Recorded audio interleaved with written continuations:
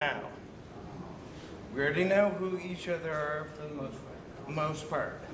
But what we really need to know is who are the people that are in the neighborhoods over there, over there, that are in trouble, and how do we get in touch with them?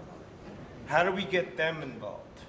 How, when next month, I'm proposing now, that when we have this dinner, each of us brings one person at least from one of those neighborhoods that has trouble so they can talk about what they're facing. So they can feel like something can change. Because if we don't do that, we're going to be talking to each other forever and nothing will happen.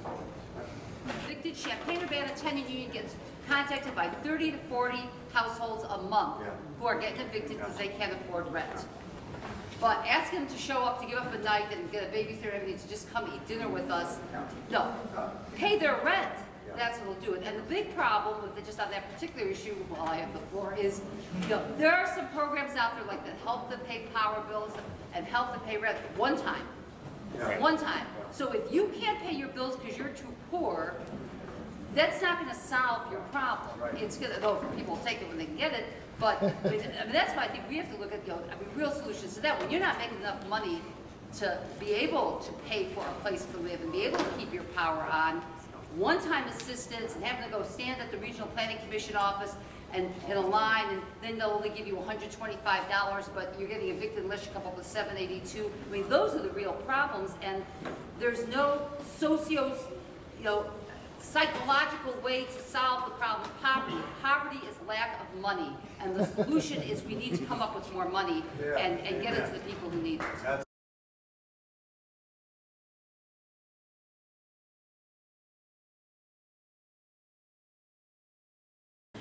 In the 60s, people were poor, certainly from where my mother came, they were absolutely poor. But the concept of community and family and the motivation for social change and education and participation was I think a catalyst to moving poverty out of the way of so many people like my family. And so in this community, what I've learned is, yes, Esther's absolutely correct. Paying the rent is the priority right at this very moment. But how they got into the position of not paying the rent never gets addressed. And unless we have people's forums that educate the people, you will always have to pay the rent. And so I think all of the brilliance in this room certainly could be utilized to be a dual process. You just can't have one without the other. And so the people that I work with, that yes, I'm going to help you try to find resources to find housing right now. But I need to address why you keep moving. So I need to deal with the social issue that creates the context for you to have to get rent assistance on a regular basis. And so I think that a part of this movement has to be utilizing all of these educators that's in this room for those people that Dave is talking about, the poor people in this community who can't see past paying the rent. And so, as we develop strategy has to be activism, direct action, as well as education. And if you don't have them both, you will still, we'll always have these type of meetings without real resolve coming, or without real training coming to get other people into this room so that they can start serving other people other than themselves. Absolutely. Our platform shares a lot of ideas and emphasis with the things that we've been talking about here tonight. Because we're an established party in Illinois for the first time in a long time, starting in 2006, we have ballot lines in every single election for every single office in the state of Illinois. And we often cannot fill those because we don't have people who are willing to step forward and be a candidate.